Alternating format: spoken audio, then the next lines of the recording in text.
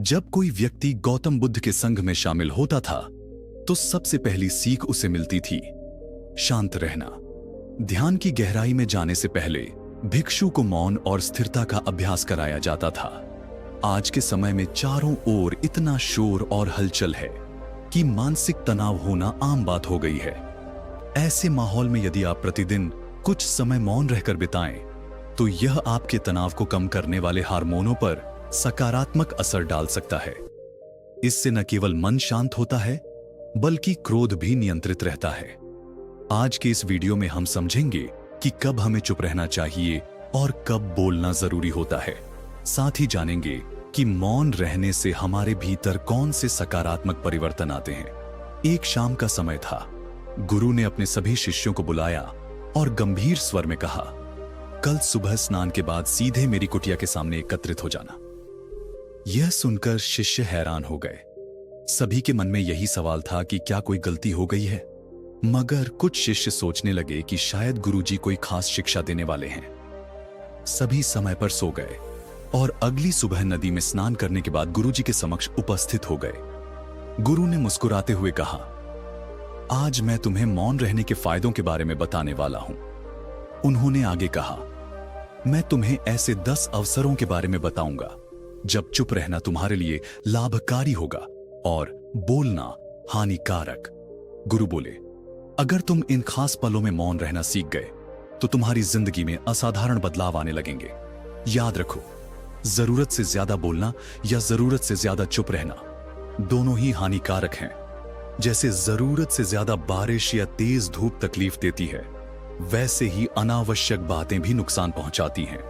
गुरु कहते हैं कि किसी भी स्थान पर शांत रहना एक समझदारी का काम है जब आपके पास पर्याप्त तथ्य न हो।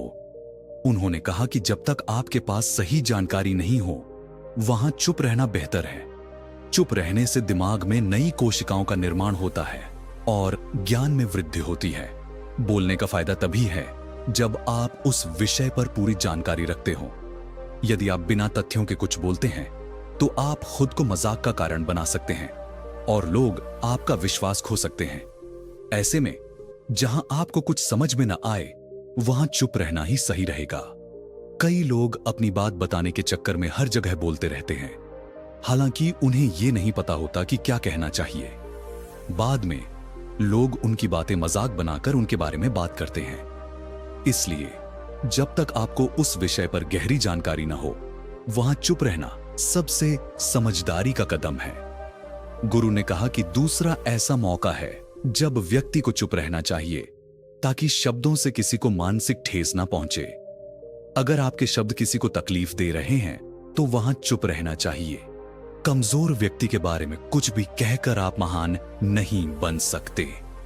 असल में महान वह होते हैं जो कमजोर का साथ देते हैं। कई बार लोग अपने से छोटे व्यक्ति को तंग करते हैं और सामने वाला कुछ नहीं कहता क्योंकि वह कद में आपसे छोटा है, लेकिन आप उसकी नजरों में गिरते जाते हैं।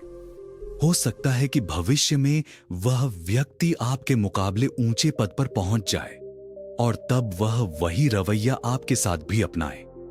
आप किसी को नीचा दिखाकर बड़ा नहीं बन सकते। अगर आप बड़े बनना चाहते हैं तो छोटे और बड़े दोनों का सम्मान करें। गुरु ने आगे कहा कि जब भी आप बोलें, आदर और सम्मान के साथ बोलें। इस प्रकार बोलने से लोग आपको समझदार मानेंगे और आपकी प्रतिष्ठा बढ़ेगी। आदर भाव से बात करने में रिश्तेदारों, मित्रों, माता पिता और भाई बहन के संबोधन शब्दों का प्रयोग जरूर करें।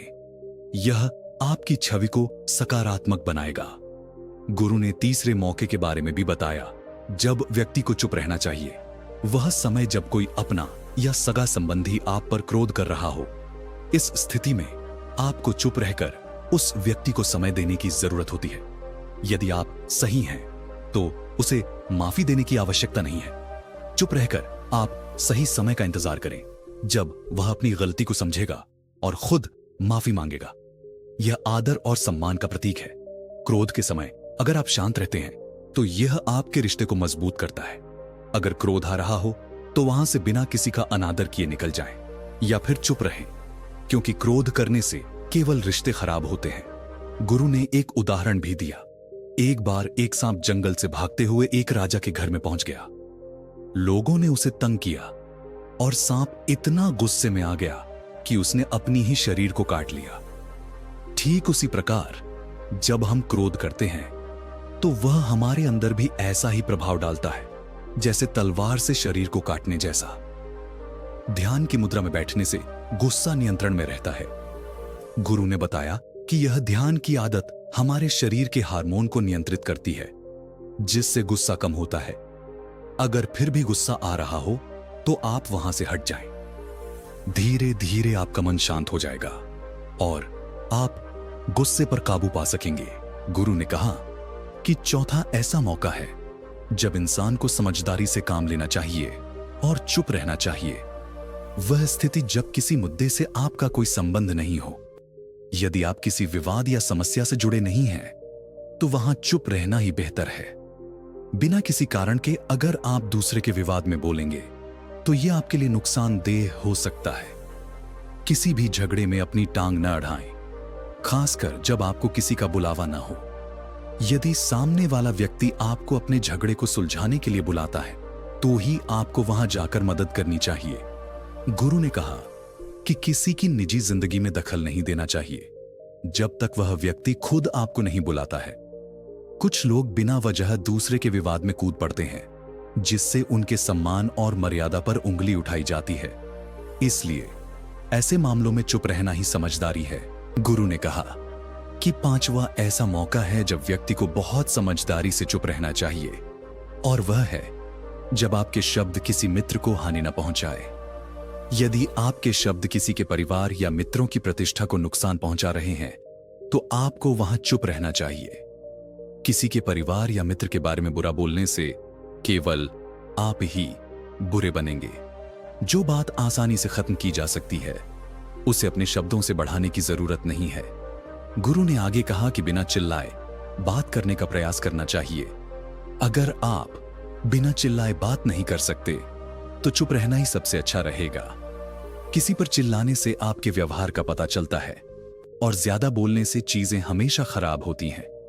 कई रिश्ते तेज बोलने की वजह से टूट जाते हैं। इसलिए अपनी आवाज को मीठा बनाए रखें और मजाक को भी शब्दों के मायने में ही रखें। जहां शब्दों से किसी को चोट पहुंच रही हो वहां चुप रहना चाहिए। गुरु ने बताया कि ज्यादा बोलने से हमेशा नुकसान ही होता है और किसी और की प्रतिष्ठा को अपने शब्दों से हानि नहीं पहुंचानी चाहिए। अगर आपके शब्द किसी की प्रतिष्ठा को ठेस पहुंचा रहे हैं तो वहां चुप हो जाना ही उचित है। जब कोई व्यक्ति आपके सामने न हो तो आप उसके बारे में बुरे शब्द किसी तीसरे व्यक्ति के सामने न कहें। गुरु कहते हैं कि छठा मौका है जब व्यक्ति को चुप रहना चाहिए, और वह है जब कोई व्यक्ति आपके सामने किसी की बुराई कर रहा हो। ऐसी स्थिति में आपको चुप रहकर बस सुनना चाहिए और अपनी राय नहीं देनी चाहिए, क्योंकि जो आज आपके सामने किसी और की बुराई कर रहा है वही कल आपकी बुराई भी किसी और के सामने कर सकता है। गुरु ने कहा कि नीति शास्त्र के अनुसार जो व्यक्ति अपने मुंह को बंद रखता है और बुद्धि से काम करता है वही समझदार होता है। बिना वजह किसी के बारे में कुछ बोलना या दूसरों के बीच में गलत बातें करना गलत है। कभी कभी हमारी बुद्धिमानी यही होती है कि हमें ऐसे मौकों पर चुप रहना चाहिए और अपना मुंह नहीं खोलना चाहिए। गुरु कहते हैं कि सातवां मौका है जब व्यक्ति को चुप रहना चाहिए, और वह है जब कोई आपकी भावना को नहीं समझ पा रहा हो। अगर आपको लगता है कि सामने वाला व्यक्ति आपकी भावना, दुख या परेशानी को नहीं समझ रहा है या वह समझने का प्रयास भी नहीं कर रहा है, तो ऐसे व्यक्ति के सामने आपको चुप रहना चाहिए। गुरु ने कहा कि ऐसे लोगों को आपकी भावना या दुख से कोई फर्क नहीं पड़ता। अगर आप उन्हें अपना राज बताएंगे तो बाद में आपको पछतावा ही होगा। इसलिए हर किसी को अपनी निजी बातें नहीं बतानी चाहिए। अगर आपको लग रहा है कि सामने वाला आपकी बात नहीं समझ रहा है और उसकी भावना को ठीक से नहीं पहचान पा रहा है, तो वहां चुप रहना ही बेहतर है। जब आपको महसूस हो कि सामने वाला आपकी भावनाओं को सही तरीके से समझ रहा है और आपकी बात को ध्यान से सुन रहा है, तभी आप उसे अपनी बातें कह सकते हैं। गुरु कहते हैं कि आठवां मौका है जब आपको चुप रहना चाहिए, और वह है जब कोई व्यक्ति अपना दुख व्यक्त कर रहा हो। यदि कोई इंसान अपनी दुख या परेशानी आपको बता रहा है तो इसका मतलब यह है कि वह आपको अपना समझ रहा है। ऐसे में तुरंत उसे समाधान देने के बजाय आपको चुप रहकर उसकी बातों को ध्यान से सुनना चाहिए। गुरु ने कहा कि वह व्यक्ति अपना दुख इस उम्मीद से नहीं बता रहा कि आप उसका समाधान दे देंगे, बल्कि वह यह चाहता है कि सामने वाला उसकी बात को समझे। कई बार दुख केवल इस वजह से कम हो जाता है कि कोई उसे समझने वाला होता है। इसीलिए जब कोई व्यक्ति अपना दुख आपसे व्यक्त करता है तो आपको चुप रहकर उसे पूरी तरह से सुनना चाहिए। इससे उसके मन का बोझ हल्का होगा और वह महसूस करेगा कि उसकी बातें किसी ने समझी हैं। गुरु कहते हैं कि 9वां मौका है जब आपको चुप रहना चाहिए, और वह है जब आप ऐसी जगह पर हों जहां दुष्ट प्रकृति के लोग मौजूद हों और गाली गलौज कर रहे हों। ऐसी जगहों पर आपको नहीं जाना चाहिए।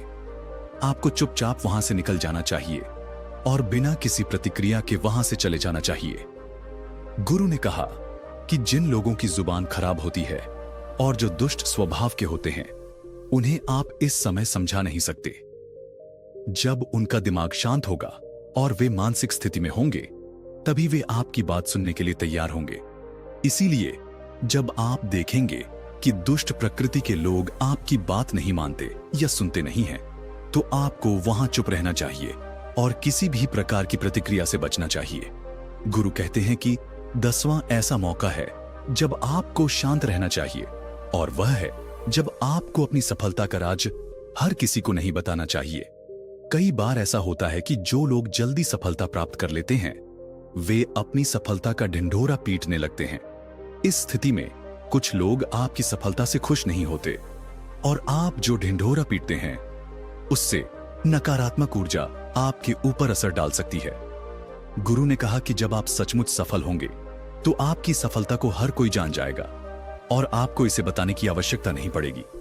सफलता को दिखाने के लिए ढिंढोरा पीटने से सिर्फ आपको ही नुकसान होगा। इसीलिए अपनी सफलता को विनम्रता से स्वीकार करें और उसे शांति से जीने का प्रयास करें।